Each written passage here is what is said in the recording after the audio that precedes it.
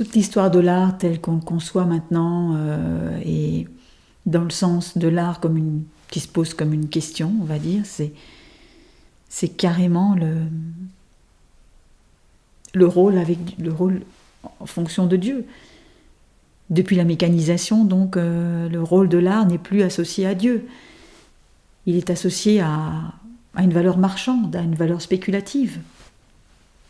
Et donc le sens de l'art a complètement changé.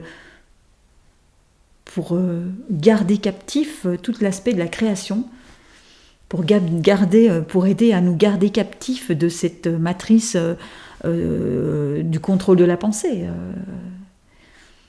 Et c'est pour ça que je suis partie sur le terrain, que j'ai décidé de défricher, de tenter de trouver autre chose, de comment faire pour franchir ces barrières esthétiques. La question, c'est ça, c'est qu'avant, ça faisait sens parce que il y avait un libre-échange. Il y avait un libre-échange entre les savoir-faire.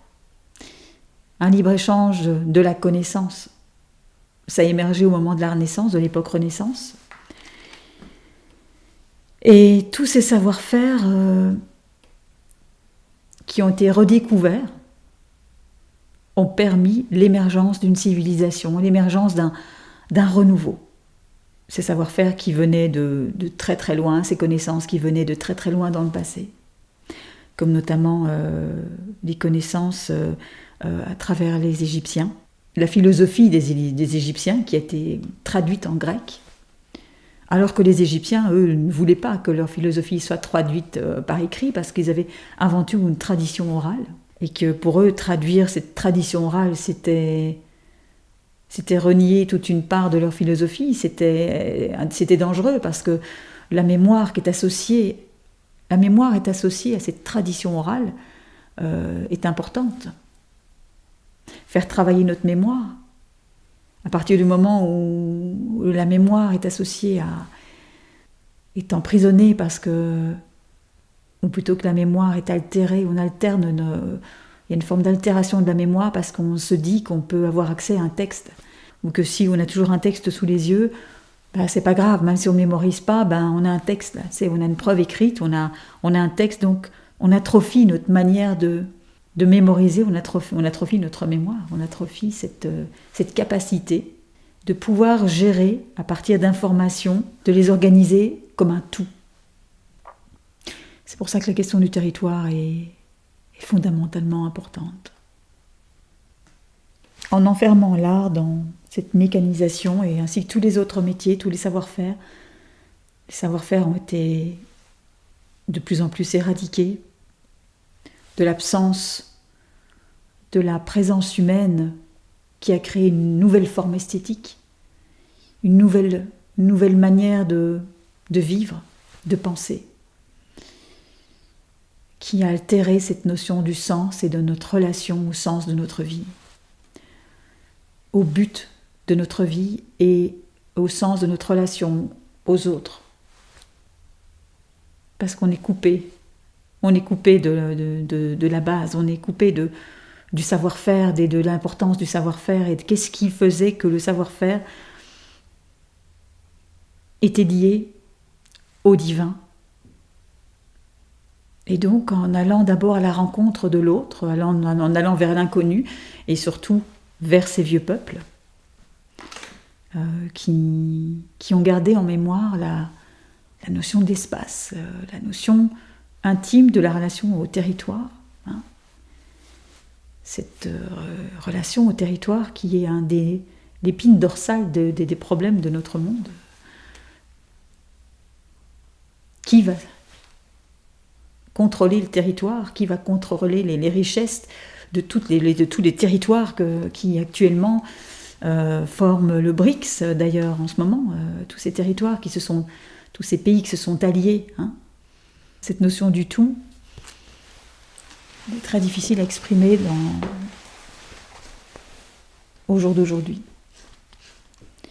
puisqu'on a été tellement contrôlé à séparer toutes les choses, à tout cloisonner. l'art et la politique sont pas...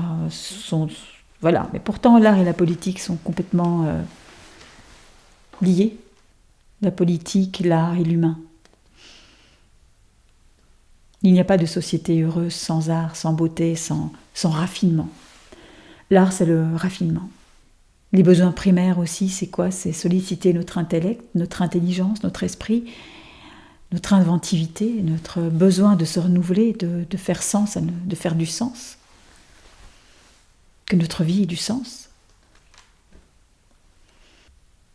C'est un geste, comme à la tradition de la peinture à l'huile, c'est le temps que l'on donne, qu'on observe, pendant qu'on observe, et le temps qu'on passe pour peindre, couche après couche, ces multitudes de couches les unes sur les autres, c'est un temps, on va dire, somptuaire. Cet aspect somptuaire de cette méthode liée à Dieu, en fait, un temps pour Dieu, un temps pour le sacré.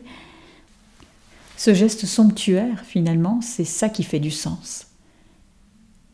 On va dire le temps que l'on donne, on va dire en apparence pour rien, mais en fait c'est le temps que l'on donne pour avoir accès à l'invisible, cette connexion avec le divin, le sacré.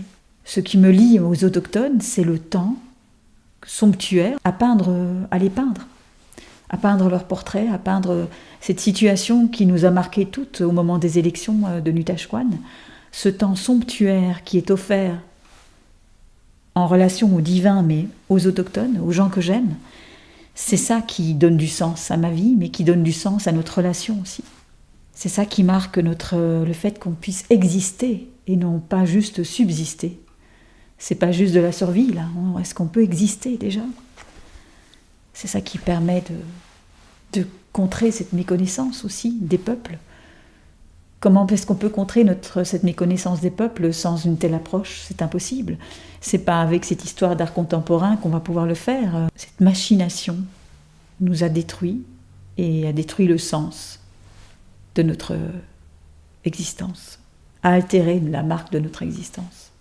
Et c'est ce temps somptuaire que l'on doit redéfinir. Ce temps somptuaire, c'est ça on doit revenir à ce temps-là, le temps pour rien, comme on dit. Donner, mais c'est pas pour rien, c'est le temps qui est offert, le temps que c'est de l'amour que l'on donne, le temps que l'on passe. C'est pour ça que j'ai réalisé dans la matière, sur le territoire, cette notion, cette appartenance au territoire, ou ces choses qui doivent se passer sur le territoire et qui lui donnent de la valeur, et qui donnent de la valeur à nos interactions interethniques, ce temps qui est offert, qu'on s'offre mutuellement, qui est la marque de notre existence, qui est la marque, ce temps somptuaire, c'est de ça qui nous manque. C'est là-dessus qu'il faut travailler dans l'avenir, c'est là-dessus. Regardez toutes les civilisations, toutes les réalisations les plus belles les unes que les autres qui ont été faites dans les temps passés. Pourquoi? Parce que le temps avait de la valeur. Plus ça prenait de temps, plus le temps était long de réalisation, plus le travail avait de la valeur. C'est parce que justement, ce temps somptuaire, relié à Dieu, relié au sacré, faisait en sorte que l'œuvre, surtout, nous installe dans l'histoire, nous donne une place d'acteur, on devient acteur dans l'histoire. Là, nous ne sommes plus des acteurs dans l'histoire, nous sommes juste comme des numéros, on doit tous faire la même chose, on doit tous passer par les mêmes protocoles pour avoir des subventions pour créer, puis on ose encore utiliser ce mot de création. Il n'y a pas de création comme ça, là, impossible. Hein. La question de l'art, donc, ne se pose pas, elle ne se pose plus, c'est fini, là, il ne faut plus se poser cette question-là. Là. Il faut juste se poser d'autres questions. Il est l'heure de se poser la question, à quoi sert ce temps alors? Pourquoi les anciens utilisaient autant de temps dans les procédés? Pourquoi l'initiation était si importante? Pourquoi on parlait de procédés initiatiques?